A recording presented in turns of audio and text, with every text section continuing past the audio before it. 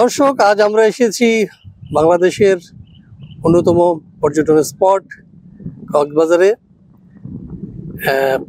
আপনারা নিশ্চয়ই জানেন যে কক্সবাজার হচ্ছে পৃথিবীর অন্যতম দীর্ঘ এই সমুদ্র সৈকত।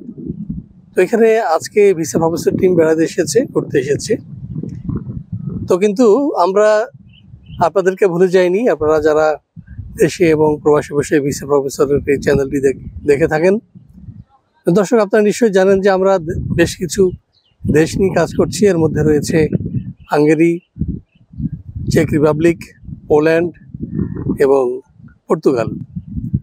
দর্শক, এই 4টি দেশে যেতে হলে একই প্রসেস, একই প্রক্রিয়া। যদিও এর মধ্যে একটি দেশের দূতাবাস বাংলাদেশ আর বাকি 3টি দেশের দূতাবাস ভারতে। তো এই জন্য অনেকেই হাঙ্গেরিকে বেছে নেন, যেহেতু বাংলাদেশে রয়েছে কনসুলেট অফিস। তো দর্শক, যারা হাঙ্গেরি যেতে চান তাদের জন্য আজকের এই ভিডিও, সাথেই থাকুন।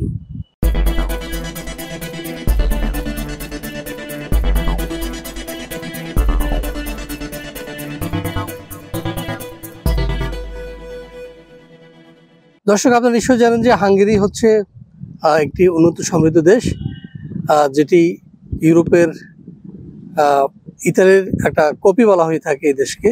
যদিও এর কোনো নদ নদী বা ওই অর্থে সাগর সমুদ্র নেই, এটি একটি স্থলবেষ্টিত দেশ।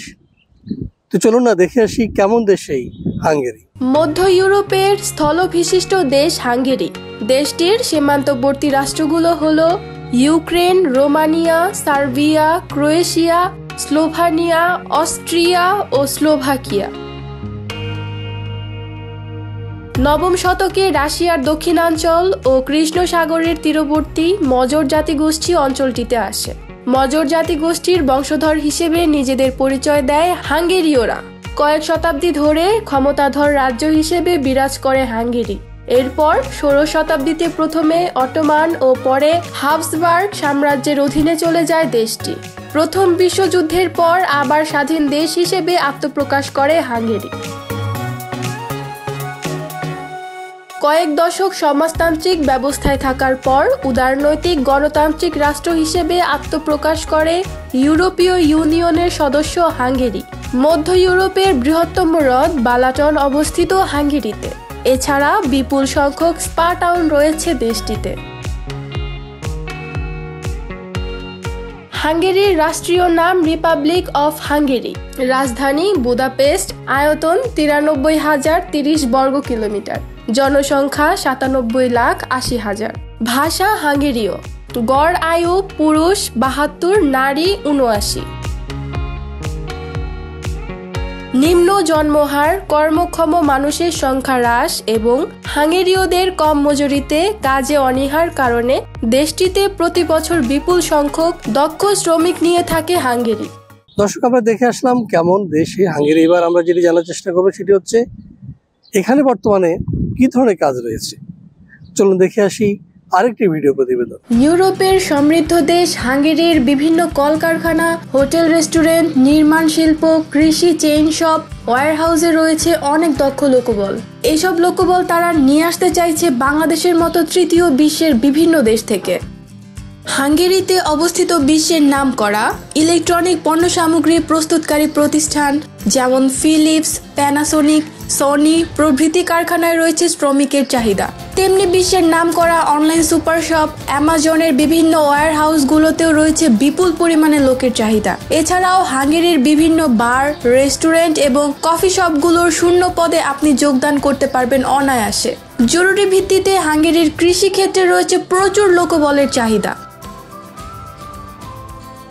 হ্যাঁ দর্শক, আমরা দেখলাম কি কি কাজ রয়েছে হাঙ্গেরিতে। এবার আমরা যেটি জানার চেষ্টা করব সেটি হচ্ছে এসব কাজ করলে আমাদের বেতন ভাতা কি হতে পারে বা কি কি সুযোগ সুবিধা রয়েছে। চলুন দেখে আসি আরেকটি ভিডিও প্রতিবেদন। হাঙ্গেরিতে বর্তমানে যোগ্যতা অনুযায়ী বেতন 1,000 থেকে 7,000 ইউরো।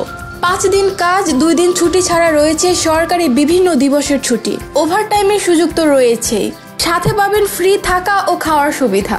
ইউরোপীয় শ্রম আইন অনুযায়ী 11 মাস পরে আপনার বেতন যেমন বাড়বে তেমনি রয়েছে পদোন্নতির সুযোগ। মাত্র 3 মাসের মধ্যে পিআরসি এবং 3 থেকে 5 বছরের মধ্যে পিআরসি পেলে হাঙ্গেরিতে নিয়ে যেতে পারবেন আপনার পরিবারের সদস্যদের। মাত্র 3 মাসের মধ্যে পিআরসি এবং 3 থেকে 5 বছরের মধ্যে পিআরসি পেলে হাঙ্গেরিতে নিয়ে যেতে পারবেন আপনার পরিবারের সদস্যদের। এছাড়া টিআরসি পেলে যেমন বিনা ভিসায় ঘুরতে যেতে পারবেন সেনজেনভুক্ত দেশগুলোতে, তেমনি পিআরসি পেলে কাজ করতে পারবেন সেনজেনভুক্ত যে কোনো দেশে। কিছু কিছু কোম্পানির তরফ থেকে আপনাকে দেয়া হবে বাৎসরিক ছুটি এবং দেশে আসা যাওয়ার জন্য বিমান ভাড়া। 18 থেকে 55 বছর বয়সী যে কোনো বাংলাদেশি নাগরিক ওয়ার্ক পারমিট ভিসায় যেতে পারবেন হাঙ্গেরিতে। ন্যূনতম শিক্ষাগত যোগ্যতা হতে হবে 8ম শ্রেণী থেকে একাদশ শ্রেণী পাস। দর্শক, আমরা দেখলাম কি কি কাজ রয়েছে এবং কি কি সুযোগ সুবিধা রয়েছে। এবার আমরা যেটি জানবো সেটা হচ্ছে এদেশে যেতে হলে আপনার কি যোগ্যতার প্রয়োজন হবে বা কি কি ডকুমেন্টসের প্রয়োজন হবে। চলুন দেখে আসি আরেকটি ভিডিও প্রতিবেদন। প্রত্যেক প্রার্থীকে অবশ্যই বাধ্যতামূলকভাবে জানতে হবে স্পোকেন ইংলিশ। তবে ইংরেজি কম জানা প্রার্থীদের জন্য রয়েছে 3 মাসের ইংরেজি শেখার কোর্স। ডকুমেন্ট হিসেবে আপনার প্রয়োজন হবে ছবি, পাসপোর্ট, শিক্ষাগত যোগ্যতার সনদ ইংরেজিতে, অভিজ্ঞতার সনদ ইংরেজিতে, জন্ম সনদ ইংরেজিতে, ম্যারিটাল সার্টিফিকেট ইংরেজিতে, police clearance certificate, bank balance statement এবং বায়োডাটা। হ্যাঁ দর্শক, আমরা দেখলাম কি কি যোগ্যতা প্রয়োজন হবে হাঙ্গেরি যেতে।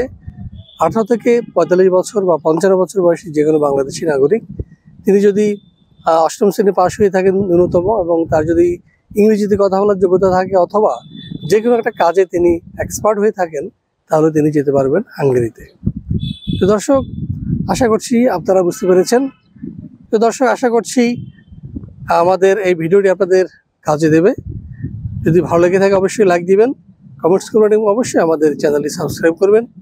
এই প্রত্যাশা রেখে সবাইকে ঈদ পরবর্তী শুভকামনা জানিয়ে শেষ করছি আজকের এই ভিডিও।